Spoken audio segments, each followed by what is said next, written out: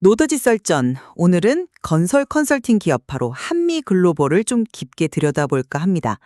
2025년 지금 이 한미글로벌이요, 과연 어려운 시기를 지나서 본격적인 회복 국면에 들어섰다고 봐야 할까요? 저는 뭐 국내외 사업 호조 또 신성장 동력 확보로 봤을 때 뚜렷한 턴어라운드 기회를 맞이했다 이렇게 보고 있습니다. 글쎄요, 저는 아직은 좀 안심하기는 이르다 이런 입장인데요. 회복 신호가 보이는 건 맞습니다만 여전히 넘어야 할 과제랄까 아니면 잠재적인 위험 요인들이 많아서요. 좀 신중하게 봐야 한다. 네, 그렇게 생각합니다. 그럼 먼저 국내 사업, 특히 이제 주력인 하이테크 부문부터 좀 보죠. 아시다시피 작년에 그 부동산 PF 문제 이런 것 때문에 좀 어려웠지 않습니까? 근데 올해 2분기부터 국내 건설 발주가 슬슬 살아나고 있어요. 특히 주목할 점은 그 데이터 센터 분야인데 네이버 데이터 센터 프로젝트 경험을 딱 발판 삼아서요. 마이크로소프트나 아마존 같은 이런 글로벌 빅테크 기업들의 데이터 센터 건설 사업 관리, 이 수주가 늘고 있다는 겁니다. 이건 뭐 확실한 성장 모멘텀이죠. 네, 그 데이터 센터 수주가 늘어나는 건 긍정적이긴 한데 근데 그게 아직 전체 매출에서 차지하는 비중이 그러니까 전체에서 보면 한 10에서 20%? 그 정도로 뭐 크다고 보기는 아직 좀 어렵지 않나 싶고요. 그리고 국내 발주가 좀 회복세라고 해도 작년에 수주가 부진했던 그 여파가 올해 실적에 이렇게 시차를 두고 영향을 미칠 수 있다는 점. 이거 간과해서는 안 됩니다. 하이테크 분야 역시 뭐 삼성전자 P4, P5 라인 투자 재개 움직임은 반갑긴 한데 여전히 특정 대기업에 대한 의존도가 높다는 점, 그리고 또 반도체 업황 자체의 변동성, 이건 늘 부담이죠. 그리고 기대했던 그 2차 전지 관련 사업은요, 시장 악화로 거의 뭐 멈춘 상태나 다름없지 않습니까? 물론 그런 면도 있겠습니다만 재건축 시장에서의 기회도 좀 봐야 합니다. 그 둔촌주공 사태 이후로 재건축 조합들이 사업 관리의 전문성을 갖춘 PM, 그러니까 건설 사업 관리죠. 이 PM의 중요성을 이제 깨닫고 있거든요. 그래서 용산이나 한남동 같은 이런 핵심 지역에서 새로운 수주 가능성이 열리고 있는 거고요. 네, 재건축 시장에서 PM 필요성이 부각되는 건 맞습니다. 맞는데 그래도 그 조합을 설득하고 실제 계약까지 가려면 이게 넘어야 할 장벽이 여전히 많습니다. 시간과 노력이 꽤 필요한 부분이죠. 오히려 저는 그 해외 사업 쪽의 불확실성, 이쪽이 더 신경이 쓰입니다. 해외 사업이요? 저는 오히려 그게 확실한 성장 동력이라고 보는데요. 미국에서는 이미 삼성전자 테일러 공장이라든지 LG 에너지 솔루션 공장 같은 대규모 프로젝트를 성공적으로 수행하면서 입지를 확실히 다졌고요. 사우디 네옴시티 프로젝트, 이거 뭐 진행 속도가 다소 느리다 이런 우려가 있긴 한데 이걸 단순히 지연으로만 볼 게 아니라 관리해야 할 프로젝트 파이프라인 자체가 길어진 거다. 이렇게 해석할 수도 있는 거 아니겠어요? 이미 확보한 9개 프로젝트 말고도 사우디 내 다른 지역이나 뭐 쿠웨이트 개발 사업까지 따내면서 중동 포트폴리오를 잘 다각화하고 있지 않습니까?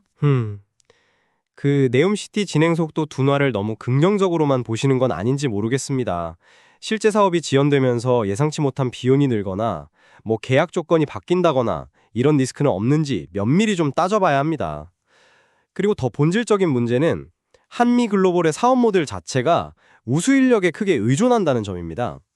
해외 사업을 계속 확장하려면 그만큼 뛰어난 엔지니어들을 확보해야 하는데 이게 사실 말처럼 쉽지가 않거든요. 인력 수급 문제가 자칫하면 이 성장의 발목을 잡을 수도 있다는 겁니다. 인력 확보야 뭐 모든 성장 기업의 과제 아니겠어요.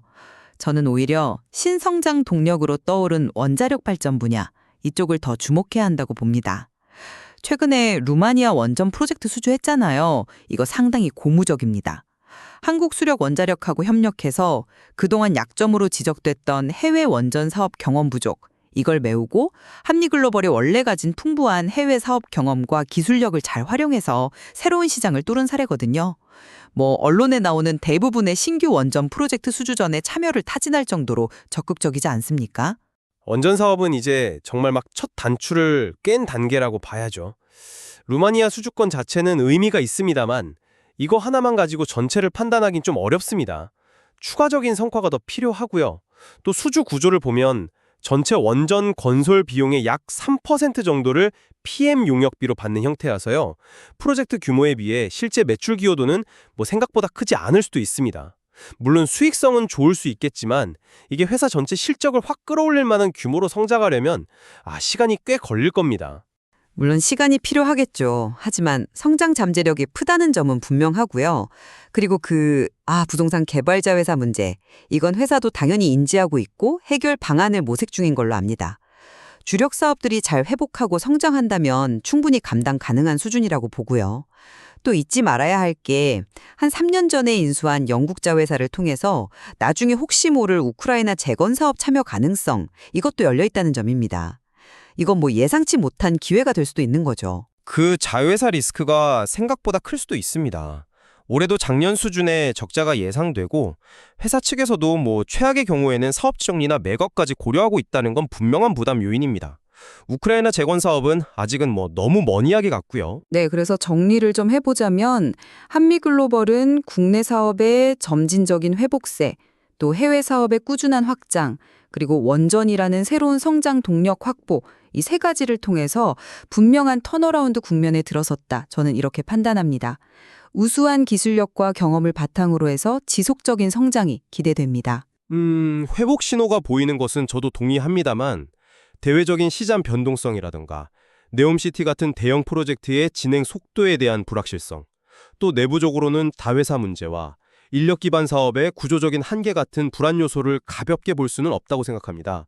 여전히 좀 신중한 시각을 유지해야 한다. 저는 그렇게 봅니다. 네, 이렇게 한미글로벌의 미래에 대해서는 정말 다양한 해석이 존재하는 것 같습니다. 오늘 저희가 나눈 여러 관점들을 바탕으로 시청자 여러분께서도 한번 깊이 있는 판단을 이어가 보시면 좋겠습니다. 오늘 노다직설전은 여기까지입니다.